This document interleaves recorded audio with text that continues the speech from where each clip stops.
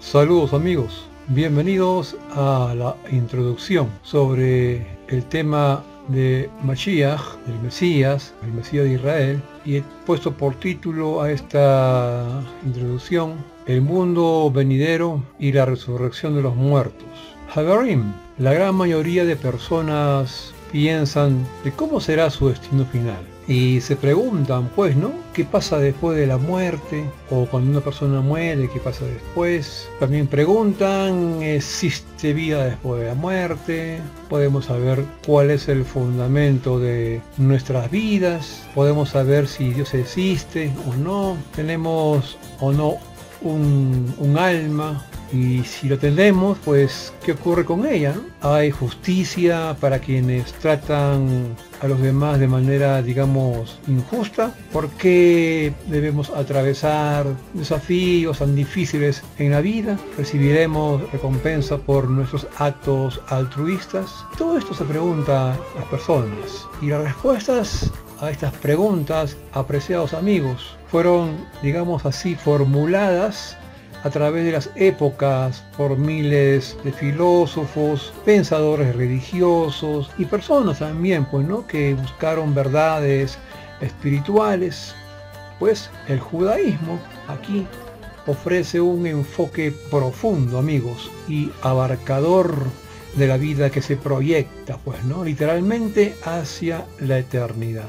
Y no se basa, pues, en simples opiniones nada más, sino que se fundamentan en la Torá, que Dios, pues, entregó en el monte Sinaí, que luego fue transmitida por los profetas y que se expresa en nuestras plegarias diarias y está registrada también en el Talmud. Desde la óptica judía, apreciados amigos, pues el mundo tal como lo conocemos cambiará, pues, dando lugar a una nueva realidad que incluye la época conocida como la era mesiánica y el mundo venidero. Llegar al mundo venidero no depende de nuestros logros financieros, ni de que logremos, pues, hacer algo, ¿no?, espectacular que se inscriba en el libro Guinness de los récords mundiales. Cada persona tiene el potencial, pues, para crear una existencia dinámica, eterna, perfeccionando, pues, sus rasgos de carácter, ayudando a los demás, estudiando la Torá y cumpliendo los mandamientos, ¿no? Hay diferentes opiniones respecto a cómo será la era mesiánica y el mundo venidero. Estas clases, amigos, estas shiurim, siguen en general el enfoque de nuestros hajamim, es decir, nuestros sabios. Está el Ramjal, del Rab Tzadok Akohem, del Rab Eliyahu Dessler y del Rab Chaim Friedlander. Estos hajamim, estos sabios amigos de la Torá, pues, basan su óptica sobre estos temas en las fuentes clásicas judías. Para poder entender la era mesiánica y el mundo venidero, necesitamos realizar previamente un resumen de la historia del mundo y del objetivo de Dios al crearlo. Veamos la historia, pues, del mundo y el objetivo de la creación. Amigos, de acuerdo con el judaísmo, la historia del mundo está dividida en varias fases. Las dos primeras divisiones comprenden la historia del mundo desde el comienzo de la creación, del primer hombre, obviamente, ¿no?, hasta la era mesiánica, hasta la era del Mesías, que es lo que llamamos en hebreo Olam Hazé, es decir, este mundo o mundo presente también, ¿no? Y la historia del mundo, luego de la era mesiánica, a lo cual, pues, llamamos el Olam Haba, es decir, mundo venidero o el mundo que viene también. La era mesiánica en sí misma forma, pues, parte de este mundo también. Aunque constituye un paso intermedio entre este mundo y el mundo que viene, el mundo venidero, estas dos divisiones, este mundo y el mundo que viene, cuentan con dos ambientes distintos, Hagarim, cada uno perfectamente adecuado para el logro de los objetivos de esta etapa. Pero ambos son la consecuencia del deseo de Dios de darle al hombre la manera más perfecta posible. Las fuentes judías enseñan que el objetivo de la creación es que Dios, siendo absolutamente, pues no, perfecto, deseaba compartir su bondad con otros, aunque todavía, pues no existía nada fuera de él mismo, pues no. En su deseo no solo de dar, sino de dar de la manera más perfecta posible, Dios creó el mundo de tal manera pues que otros, es decir, ¿no?, nosotros las personas, pudiéramos apegarnos a él, ¿no?, en el mayor grado, digamos, posible, siendo ese pues el máximo bien. Apegarse a Dios en un sentido espiritual se traduce como parecerse a Dios. De acuerdo con el grado en el cual una persona logra asemejarse a la propia perfección de Dios, es el grado en el cual estará cerca de Dios. Como la propia perfección de Dios, pues la fuente de la perfección del hombre debe ser independiente también en el máximo grado posible. Es decir, amigos, el hombre debe ganarse esa perfección y ser su propio dueño, porque solo de esta manera será similar a Dios. Por lo tanto, Dios creó un sistema pues a través del cual el hombre tiene la oportunidad de ganarse su propia perfección. Si Dios simplemente no hubiera creado al hombre espiritualmente perfecto, el hombre se hubiera pues encontrado muy lejos de Dios en su aspecto decisivo, ¿no?, en su aspecto de decisión, de voluntad. Dios hubiera pues sido un dador activo de bien, mientras que el hombre sería un receptor pasivo nada más. Para superar este obstáculo, amigos, Dios creó al hombre de tal manera que puede ser por sí mismo un creador de bien, así como también lo es Dios. De esta manera, la creación fue formada de tal manera que el hombre pueda ganarse su propia recompensa. Esto pudo lograrse dándole al hombre autonomía moral para elegir entre el bien y el mal. Con este objetivo, pues, Dios creó al mundo incompleto e imperfecto. Y esta es la razón de la existencia del mal o de la aparente, ¿no?, falta de influencia divina, ¿no?, de la presencia de Dios en ciertas circunstancias. Dios le dio al hombre el poder y la orden de completar el mundo que él había comenzado. Dios le entregó al hombre todos los detalles necesarios para terminar o perfeccionar este mundo. Esto se logrará a través del cumplimiento de los mandamientos, ¿no?, de las misbot que Dios pues le dio al hombre. Dios estableció el desafío de la siguiente manera.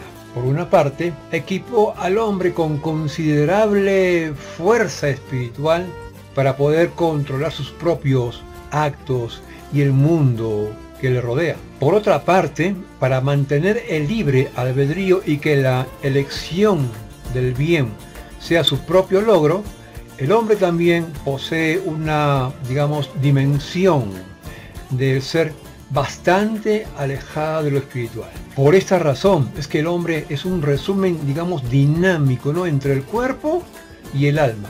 Una parte aparentemente desconectada de Dios, el cuerpo, y la otra, es decir, el alma, esforzándose por acercarse a él, ¿no? Al elegir por propia voluntad actuar conforme a la voluntad divina y superar de esta manera su básico instinto egoísta, el hombre se perfecciona a sí mismo y al mundo que lo rodea. Bien, veamos ahora el Gan Eden, es decir, el jardín del Edén. Cuando el hombre fue creado, se encontraba en un estado perfectamente equilibrado entre el bien y el mal. Antes del pecado, de comer pues del árbol del conocimiento del bien y del mal, tal como se registra pues en el Sefer Bereshit, es decir, en el libro de Génesis, Adán y Jabá, es decir, Adán y Eva, poseían un grado de espiritualidad tan elevado que fácilmente pues, hubieran podido alcanzar la perfección del mundo. Y a pesar que existía la posibilidad de transgredir, ¿no?, de pecar o violar un mandamiento, ¿no?, incluso antes de que hubiesen pecado, no existía la perfección del mundo, amigos, como, digamos, una realidad tangible, ¿no? En ese punto se identificaban a sí mismos con el bien y veían a la inclinación al mal como algo externo a ellos, pues, ¿no? El bien y el mal existían en dos dominios opuestos y separados. Si Adán y Jabá no hubieran pues transgredido, ¿no? Comiendo del fruto del árbol del conocimiento del bien y del mal, sus almas habrían purificado pues, ¿no? sus cuerpos en etapas continuas y también sucesivas, ¿no? Hasta que el alma hubiera pues llegado a purificar completamente al cuerpo. Y solo así pues entonces no hubieran introducido pues la era mesiánica, y siendo Adán inclusive no el Mashiach, el Mesías, y también el resto de la humanidad pues hubiera nacido ya dentro de la era mesiánica, ¿no? Y sin que existiera distinción entre judíos y no judíos, porque toda la humanidad pues hubiera sido comprendida dentro del concepto del pueblo judío. Pero al elegir, amigos, el hombre, ¿no? desobedecer a Dios y comer del árbol del conocimiento del bien y del mal, Adán y Jabá volvieron pues a definir, o como quien dice, ¿no? redefinir de manera drástica, ¿no? su óptica sobre la realidad, y cambiaron para siempre el camino que llevaría finalmente a la perfección del mundo. En un nivel muy simple, amigos, el hecho de comer del árbol del conocimiento del bien y del mal fue una afirmación, ¿no? de su fe en la capacidad que tenía el mundo físico para mantener a la humanidad, pues no, sin ninguna conexión con lo espiritual, con lo realmente existente. Tomado en un nivel simbólico o alegórico, tal como lo explica el Maharal, el árbol del conocimiento del bien y del mal, pues representa la fuente, mientras que el fruto es el producto. Arrancar la fruta del árbol, amigos, fue un acto de separación entre el mundo físico y su raíz espiritual. Un cambio de valores que considera al efecto mismo más importante que a su causa.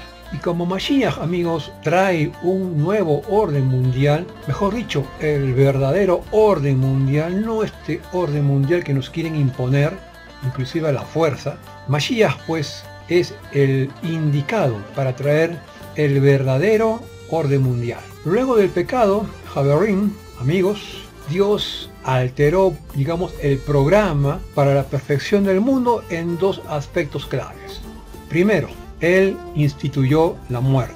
Puesto que el alma, pues no de la persona, ya no era lo suficientemente fuerte como para purificar el cuerpo tanto como era necesario, el alma quedaba totalmente bloqueada para expresarse totalmente a sí misma.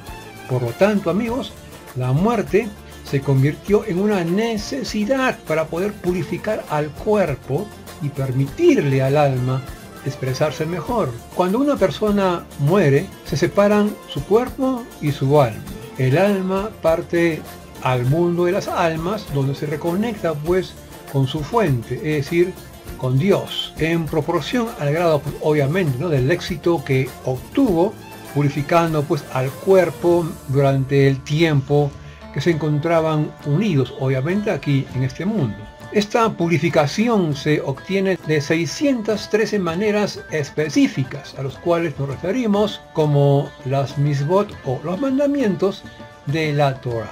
La conexión con Dios en el mundo de las almas a veces se considera como una recompensa por haber cumplido con la Torah, pero la verdadera recompensa, amigos, solo se obtendrá en un estado posterior de la existencia, junto con el mismo cuerpo en el mundo venidero. Mientras tanto, apreciados amigos, pues el cuerpo enterrado en la tierra regresa a su forma más elemental, es decir, el polvo, y solo será reconstituido en un nivel espiritual más elevado en un momento posterior de la historia humana, en lo que se conoce como la resurrección de los muertos. En ese momento, el cuerpo y el alma volverán a combinarse y el alma pues será capaz de purificar completamente al cuerpo, preparándose para la vida eterna. Y dos, Dios también pues decretó que el hombre deba trabajar con el sudor de su frente, ¿no?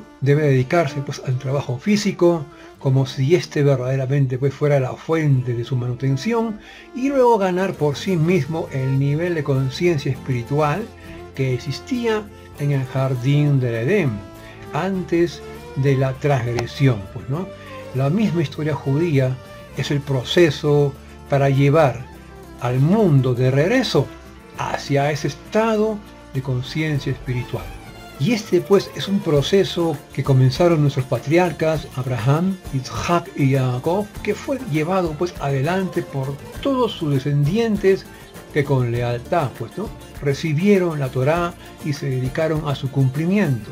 Cuando el pueblo judío cumple con la voluntad divina y cuida su Torá, Dios le promete enviar la lluvia en sus estaciones y permitirles morar con seguridad en su tierra. Tal como en el jardín del Edén, el bienestar físico del hombre vendrá de su fuente espiritual, es decir, de Dios mismo, ¿no? A través de la experiencia histórica del pueblo judío, amigos, en sus subidas y bajadas respecto a la observancia de las mitzvot, mandamientos, la humanidad comprenderá pues, ¿no?, la verdadera relación que existe entre lo físico y lo espiritual.